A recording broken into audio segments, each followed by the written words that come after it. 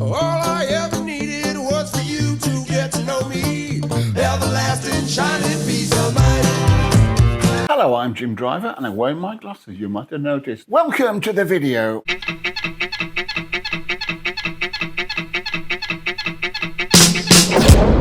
In the 1980s, pub rock didn't die, it just got stranger, wilder and a whole lot more fun. These 7 bands kept the music spirit alive in London's pubs and clubs, and most of them never got the credit they deserved. I booked all of them at one time or another at the Cricketers in Kennington Oval, a proper little sweatbox where genuine magic happened between 1982 and 1990. Practically every night. From political punk to cowpunk skifflers, and I'm including one grizzled rock legend. You'll have to wait and see who that is. Now, who could it be? Ooh. But let's dive straight in. Let's dive together into a magic adventure. Number 1 is the Poison Girls. I love the hero voice. I love the hero voice. I love the hero voice that dust. Political, confrontational, and still one of the most interesting crossovers between punk and pub rock there's ever been. Vice versa fronted the band in her 40s, a mother of 2, and a complete original in a youth-obsessed punk scene. They formed in Brighton in 1975 as an anarcho-musical theatre group and played the Edinburgh Fringe the following year, just as punk exploded into our consciousnesses. I got them gigs for a while when I ran Smart Booking Agency with Bob Kerr. Although, as anarcho-punks, they weren't supposed to have agents and managers, that sort of thing, so I had to become their friend and advisor who got them gigs. I first went to meet them in a big house in Leytonstone where they all lived with their partners and families. We shared a fine meal of organic dal, vegetable curry and brown rice before talking business. They were inventive and excited on stage and on record. Songs like Persons Unknown and Bully Boys still sound sharp and uncompromising 40 years later. Bully boys, bully boys. They toured with Crash but were musically and politically looser. More art rock than hardcore, and their gigs always had a proper electric energy. They played student bars, squats, art centres and the more experimental corners of the pub rock circuit. A band that merged punk's message with art school imagination and raw honesty. People just want honesty. Who is number 2? Number 2 is the Moodies.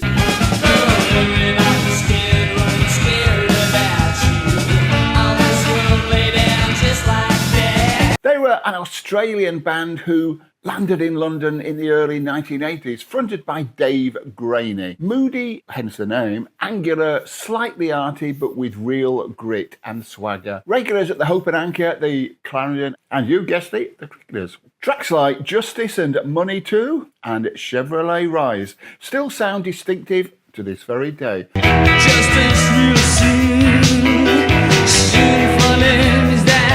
Always a great live band who usually played to full houses, but they never quite found record success or the success they deserved in this country. And that, I think, is a great credit to justice in this country. Now the third band is Cat Talk.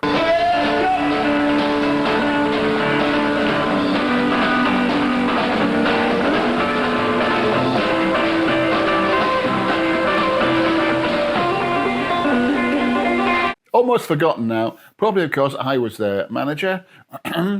But Cat Talk were a cracking live band who could easily have stepped up to commercial success. A mix of R&B swagger, rockabilly and blues roots and a touch of pre-punk energy. The guitarist Sam Crabtree was a northerner who'd played in Red Hot and Blue and the Blue Rhythm Boys. There's a bit of a theme going there, isn't there? Blue Boys, but Cat Talk weren't blue. The frontman Chas Strentz went on to play with the Big Town Playboys and Shout Sister Shout. With Brad on the double bass and a drummer called Roger, they knocked the socks off most bands of the time. You could draw a line between them and Dr. Feelgood or the Inmates. Wrong time, wrong manager maybe, but the right attitude and sound. Now, before we get into the rest of these fantastic acts, and some might say the best is yet to come, may I ask you to like this video if you like it, subscribe if you're not already subscribed, and you know that subscribing to this channel will do more for world peace than any of Donald Trump's texts or phone calls to Vladimir Putin. You know, so subscribe and let me know what you think by commenting down below.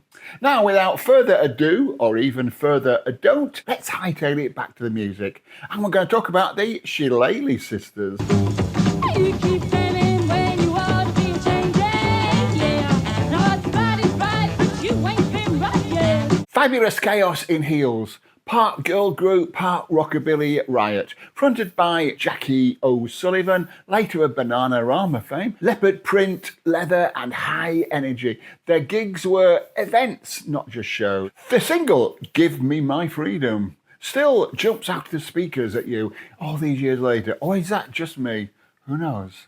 They proved that pub rock in the 1980s could be wild, stylish and still sweaty fun. But we all know that the big daddies, or the big mamas, massive mamas I suppose you say, don't read anything into that, of the scene were somebody else. And that somebody were the Boot Hill Foot Tappers. Somebody else took you to passion and love from you. Coming out of the same scene that spawned the Pogues and the Men They Couldn't Hang, but with more country twang. Sometimes called cowpunk or folk rock, but really they were just a great London pub band. They were led by Wendy May, whose surname was Billingsley, sister of Arthur Billingsley of the Blubbery Hellbellies and 999 fame. Wendy later became a Capital Radio DJ and spun discs at most of my later events, including the Rhythm Festival and every Margate Rhythm and Rock show. I can now reveal that at the time I was terrified of Wendy. She kept telling me off. And also I was infatuated, but I don't think she ever knew that. Well, she does now if she's watched this, but this is a long time ago, by the way. We're still friends now, so don't read anything into that either. Blimey, there's a lot of reading going on here. What's this, a library? Anyway, let's get back to Get Your Feet Out of My Shoes, which is their single.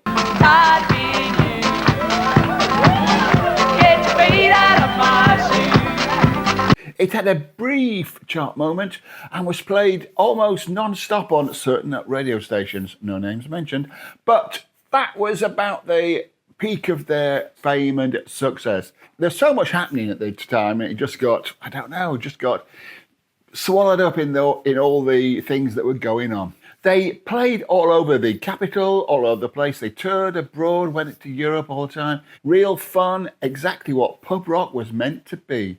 And the next band is the Gutter Brothers, also what pub rock was meant to be. I'm mulling over, gonna blow my top, I'm under pressure. And it just won't stop because I'm bubbling under from the bottom up.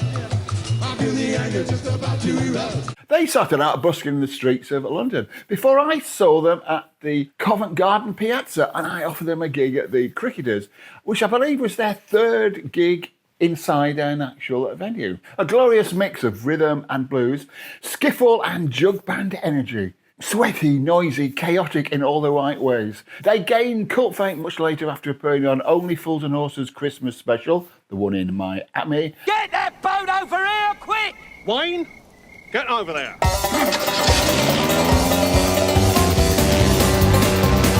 And writing and performing the theme to Harry Enfield's comedy drama, which is on Friday nights at 9 o'clock, I seem to remember, on ITV, called Going to the Dogs.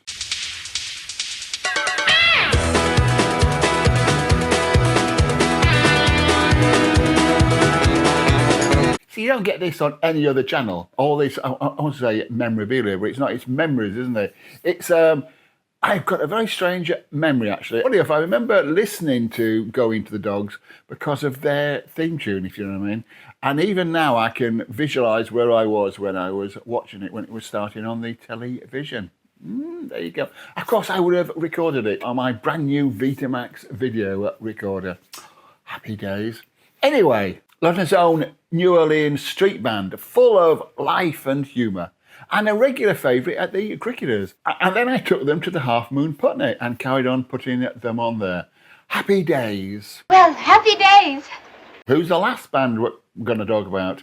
That is going to be the Steve Gibbons Band. You may be bored to the point of aggravation, excited as a lighted beast. A proper rock warrior who'd been king of the Brummie music scene in the 1960s and 70s, still going strong in the 1980s. Best known for his hit Tulane in 1977.